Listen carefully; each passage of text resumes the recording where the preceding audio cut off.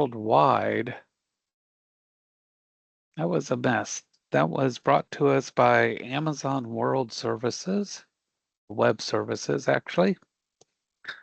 So everybody's getting logged in. So first things first, how does that affect um, submissions, assignments, everything? So in this class in particular, all the career prep classes, you will have until midnight on Thursday. Okay. I want to make sure everybody is aware of that. Not 10 o'clock on Thursday. You will have until midnight on Thursday. So everybody got that. So you will probably be getting a message from Dr. Parker stating as such that it will be midnight on Thursday, not 10 p.m. So you'll have 2 more hours to get everything in. This is a perfect time to catch everything up. We are in the final 3 days, including today. This is Tuesday, Wednesday, and then Thursday. All right, so everybody got that? You got a couple extra hours in there. Everything has been graded up until 7 o'clock this morning, approximately. Dr. Parker caught everything up. If you are missing things, this is the time to get everything in. Once that time on Thursday hits, there's no extensions. There's no, can I turn this in late? Can I do this? Can I do that? The class is locked, final grades are scored, and then the class is cleared. All right, so everybody understands that. There is no Friday extension. There's no extra days. There's nothing beyond that. The class is cleared. So I want to make sure everybody is aware of that. That's not Dr. Parker's doing. That is the way the school operates. It is cleared out because Monday there will be new students in your online chairs. So that's the way everything is going to occur. All right. Everybody good so far? So we can get rolling? Yes, yes. Looking for those thumbs. Not doing 6, 7 there. Yes. All right. So we are ready to roll. So going to be doing some screen sharing here. All right. Let me expand this screen here. Maybe. There we go. Make it a little bit bigger here. Well, maybe it's not going to expand. There we go. All right.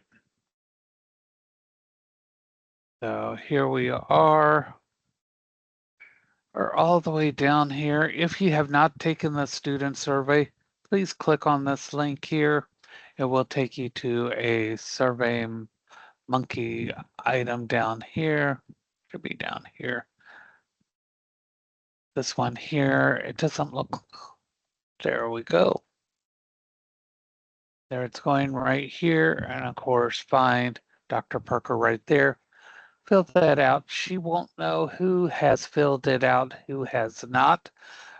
So she won't be able to tell what you say or what the questions you answered, respond to, etc.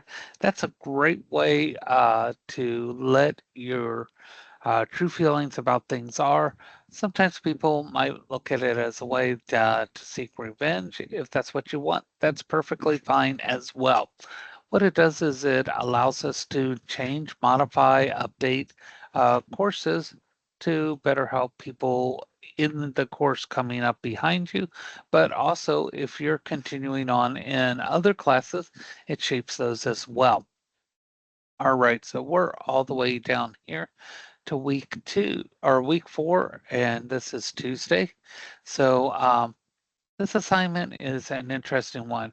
How many of you have ever been moved up from a position where you went into a shift supervisor or supervisory position at all?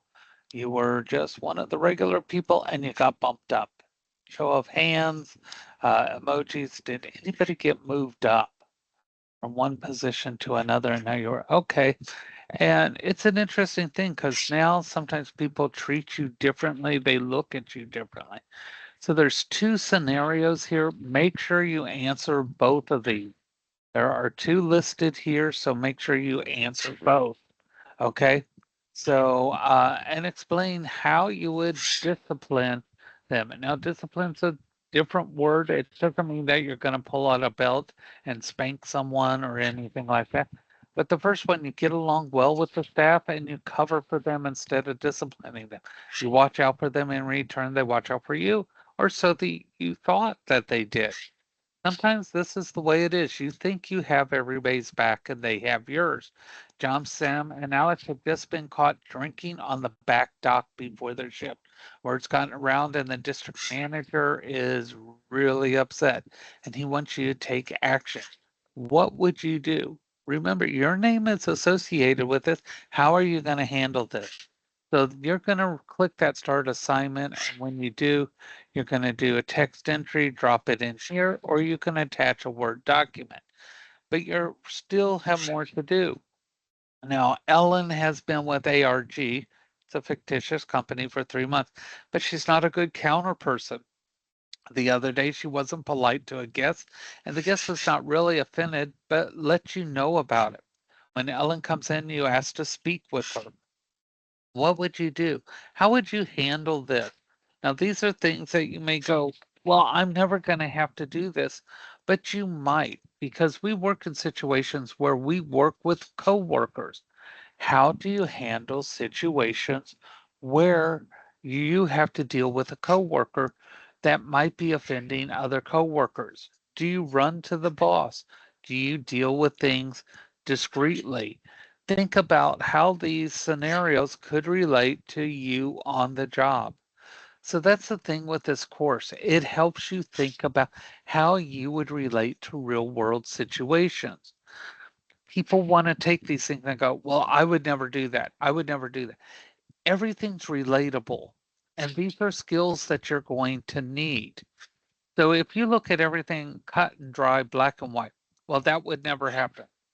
No scenario would ever happen equally the same. You have to learn how to apply. This is where rational thinking comes into play. If I say, this is to this as this is to that, it lets you relate things. Okay. That's how you learn. Okay. If this happened in this situation, if I do this, this could happen. We see this all the time and we don't realize it. This allows us to laugh at comedians. Those situations they talk about, it's not exact in our lives, but we can relate to them. The same thing happens in learning. Everything's not going to be exact, and don't look for it to be exact. If I show you how to do something and what you're doing is not exact, go, well, that's not what you showed me. Well, I showed you something that was like 80% of what you're doing. You figure out the other 20%.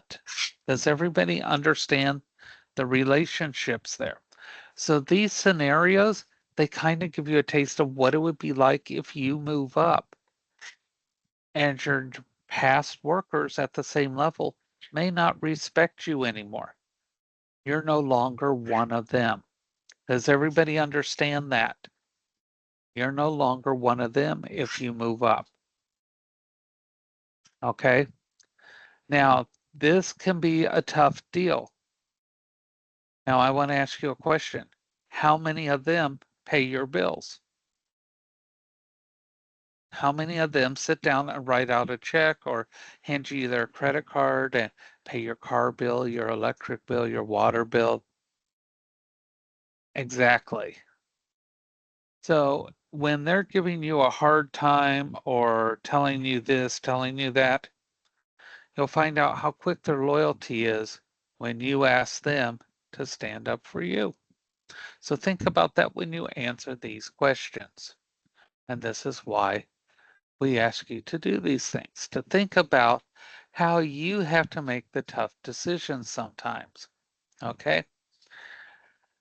Now, tomorrow, we will discuss what's going to happen on Thursday because Thursday is your final day. and you're going to have some things that are due. Your final project will be due. You have your final exam, and then you have this final assignment here. Now, on Thursday, you do not have a live conference, okay? So don't expect to come into a live conference. You'll just go to that assignment and you'll get your assignment there for your participation. But know that you do have things that are due and time is getting close. So please plan ahead. All right? Okay. Then let's move on to what we need to talk about here. And let me get the presentation going here.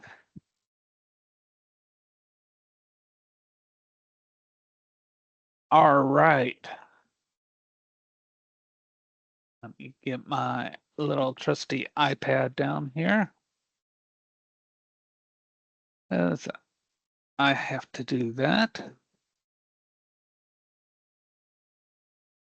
Get my pencil turned on here. I think I left my pencil on and it's not going to work. Let me see if I can get this powered on. 1 second. I apologize if you hear a parrot screaming in the background. He does not like people mowing the grass.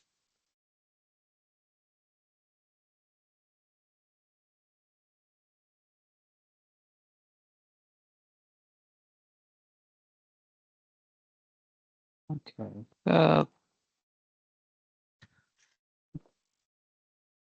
little pencil's not going to work, but I can still use the cursor. Okay.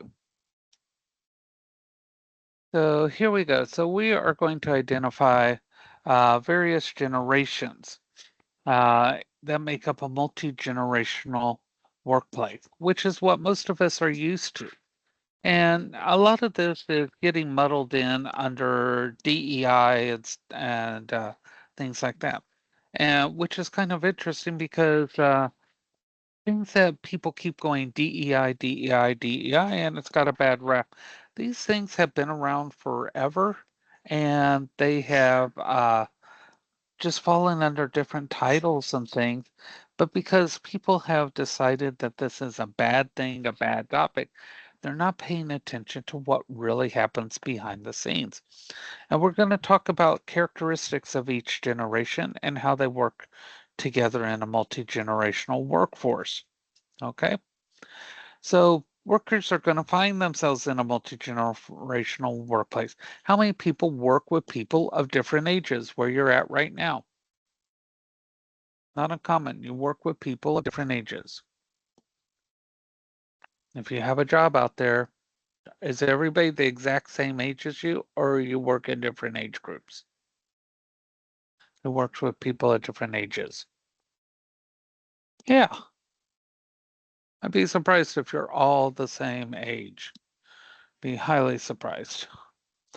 Okay, now this is something that's definitely going to be on your final exam. Your age groups, the silent generation, also known as the traditionalists. These are the oldest people.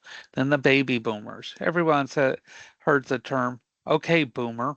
Okay, so we're going to talk about baby boomers. Gen X, Gen Ys. Gen Ys are also called the millennials, and Gen Zs, which a lot of y'all will fall into place. Okay, why there's this break in here, we're going to skip on by it so that we can get through this.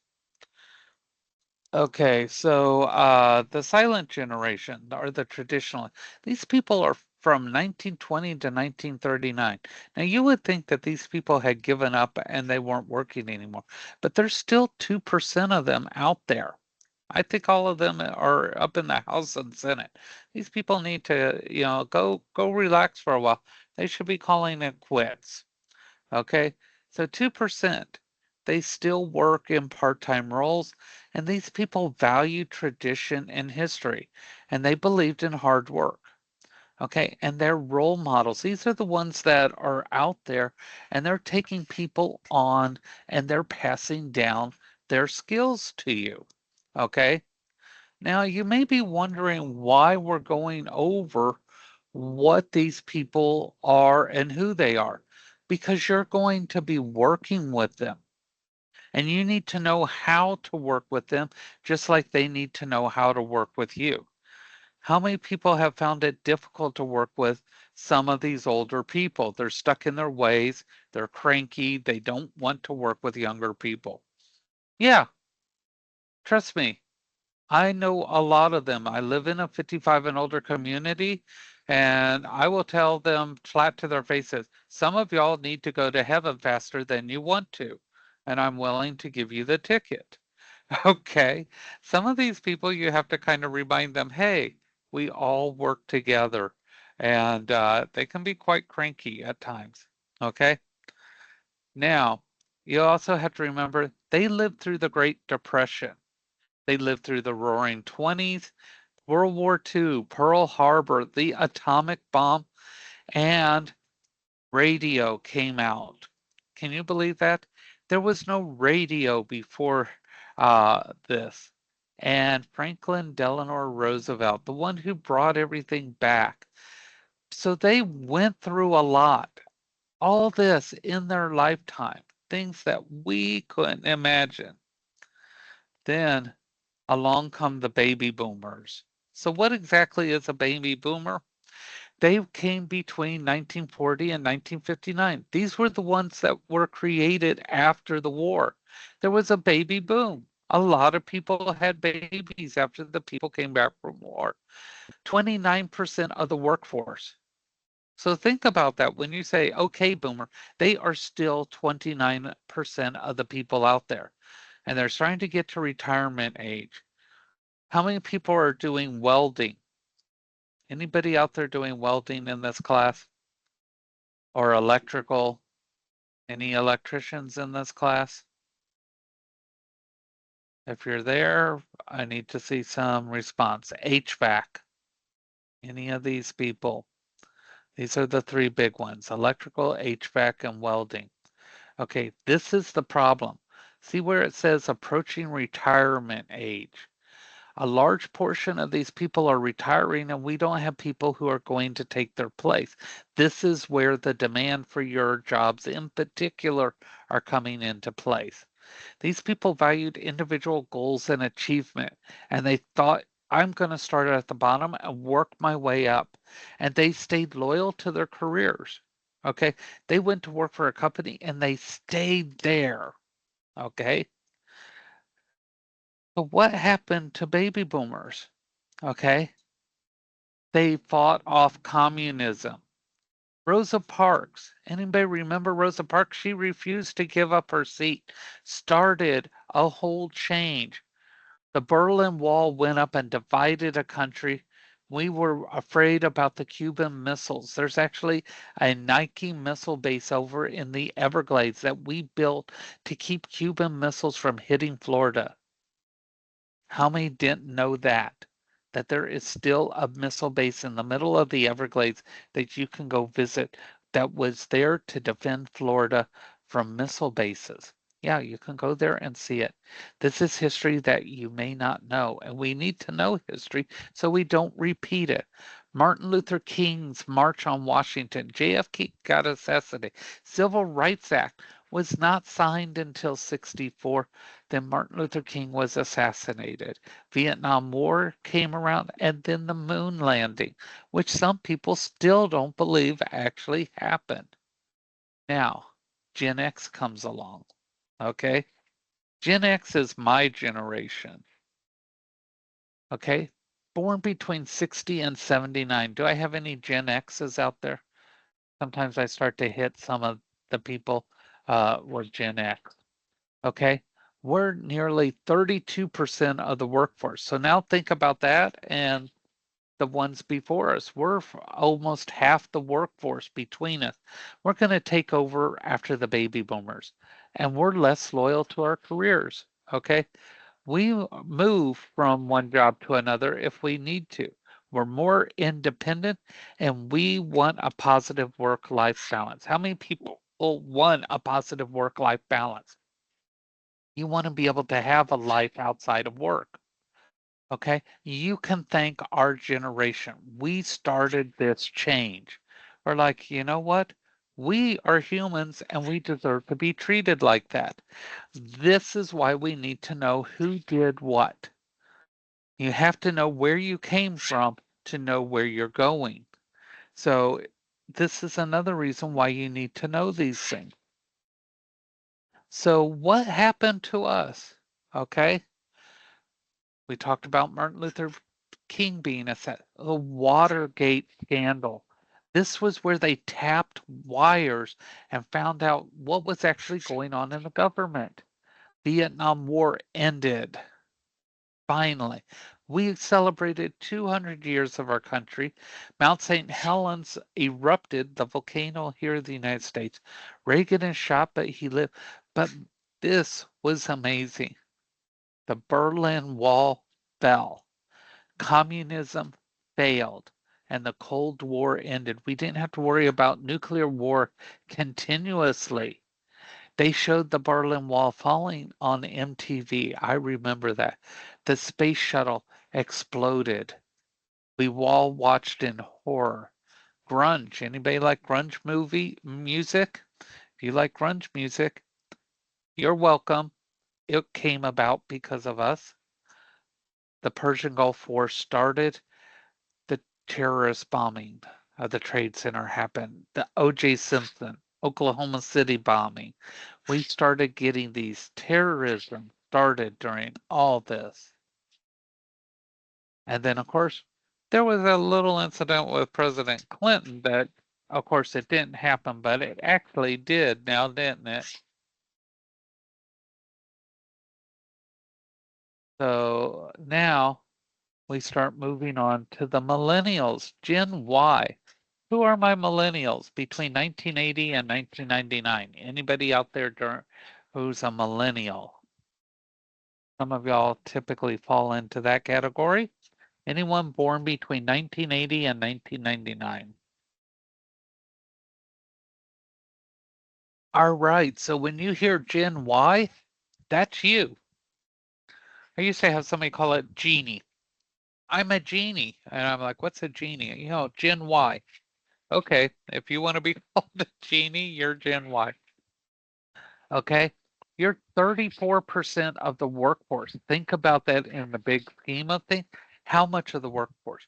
You grew up with technology. So when I hear people who fall into this category are newer and they say, oh, I don't know how to work with a computer. It was here before you. Home computers were here before you. Okay. Home computers were actually in the homes in the very early 80s. So most people, they were, by the time they started developing, really, they were already in the homes. They may not have been in your home, but they were available. So you were the first ones to really start putting technological skills in the workplace and using them. You were better at it. And how many of you that are Gen Y think you're a multitasker? Because you're good at that. This is something that people think about when they do the hiring. Your age category gives you different skill sets. How many people realize that when they go to hire you, they look at your generation and they realize you have different skill sets inherent that other generations don't. So in case you're wondering why this person gets hired over that person, some of it has to do with your generation. And you also value a positive work life. And so what happened in your life? The fall of the Soviet Union, first Gulf War. You also had the Oklahoma City bombing, the Clinton impeachment. You had the Columbine massacre. Okay. In case you didn't know, that big oil scandal, the September 11th attacks, Guantanamo Bay was established. That's that horrible prison down in Cuba. Hurricane Katrina, massive hurricane, and President Obama becomes the first Black U.S. president, setting an incredible precedent that we still haven't achieved as of yet again. Now, Gen Z. This should be pretty much the rest of y'all. Born in or after 2000. So I should see the remainder of y'all raising your hands or indicating, where's my Gen Zs? All right. The young uns. All right. Also called the I generation. Yes, I generation. You're only 1% of the workforce. Okay. You're the smallest percentage of the workforce. So when you are out there and you think you are everything, you're only 1%. You're smaller than the oldest age group that's out there. You are the smallest group. You use technology seamlessly. You want it in everything. Even if you think that you don't, you look for it in everything. And you want to be recognized for everything. That's why you're called the I generation. Selfies. Look at me, look at me, look at me, look at me, look at me. You like to be recognized for everything you do. But here's the ironic thing, you're not as motivated by money. You would rather have experiences and be able to do things, be with your friends. You want to be in the moment more so than have the actual cash. You'd rather have all the things that cash could give you rather than the cash itself.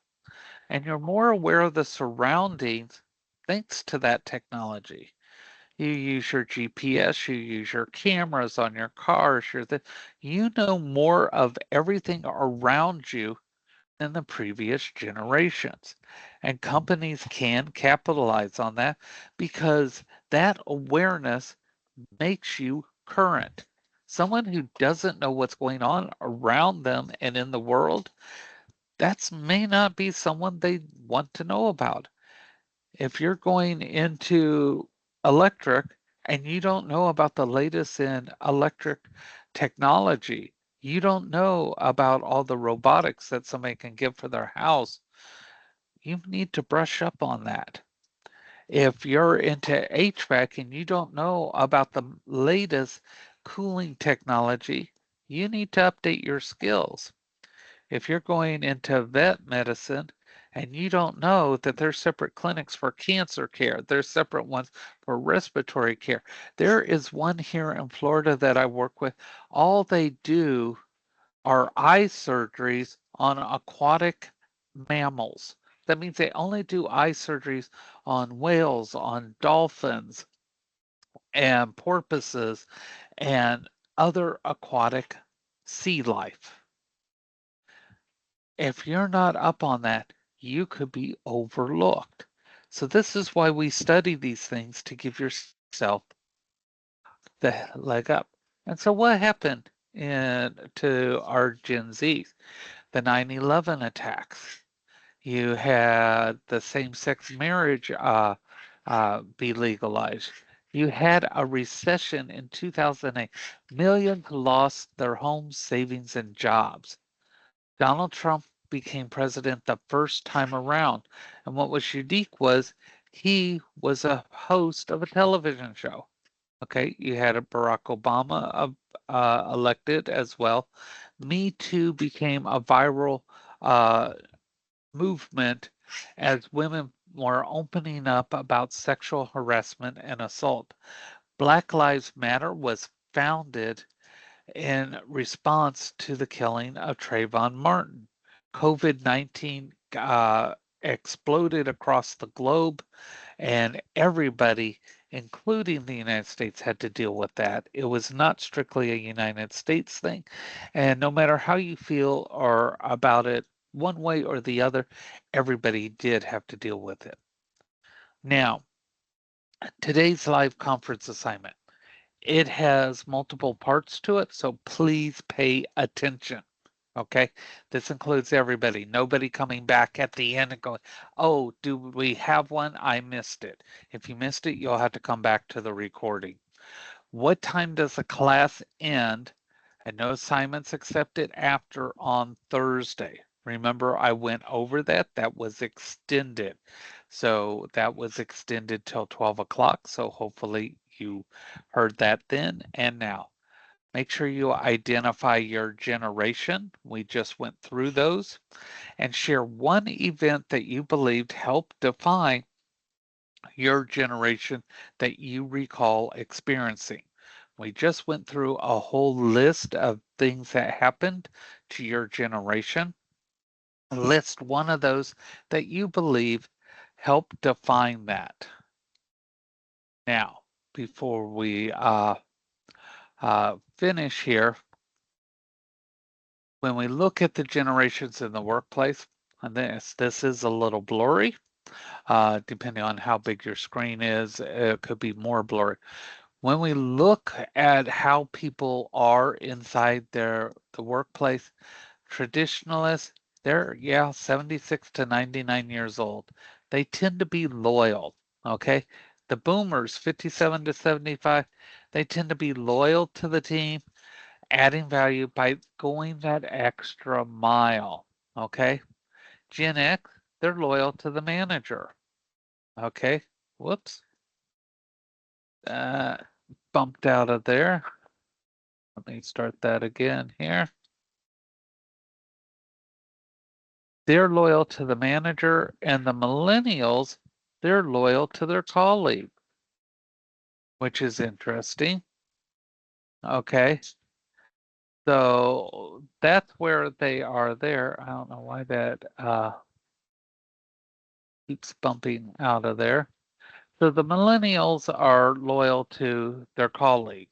So it's interesting to see who they're loyal to. Traditionalist organization, baby boomers go the extra mile, Gen X, their manager, and millennials, their colleague. Okay. Traditionalists respect authority. Baby boomers challenge authority and desire organizations that are democratic. Gen X, they're unimpressed by authority and expect competence and skills to be respected. They want to be treated with respect and understood for what they can do. Now, millennials kind of change things back a little. They respect authority figures that are competent. Okay. So they kind of go back a little bit. Now, traditionalists, they follow a line and all the rules. Baby boomers like the structure, but they will challenge the rules. Why do we do it this way? And Gen X, they're flexible and they want to change the rules. That was great for them, but we need to do it this way now. And millennials, you're more fluid. Sometimes the rules are good, sometimes we need to change them. All right. Now, the other thing is attitudes towards change. Traditionalists only fix things when they're broken. Baby boomers, they're real cautious about that change. Not so sure about that. Gen X, change is an opportunity. You change things to see what could be. And millennials, change is improvement. We change things because we need to improve things. So everyone has a way of looking at things differently. This is why when you put all these generations together, why they do so well. Everyone's perspective is different, and all those pieces come together quite well. All right. Any questions about anything we went over today? Everybody's good? Yes. Thumbs up, emojis. All right. That is good. So the last live session will be tomorrow, and then you will have a recorded session on Thursday, and class will end at midnight on Thursday. All right. Y'all have a great day, and we will see you tomorrow. Thank you.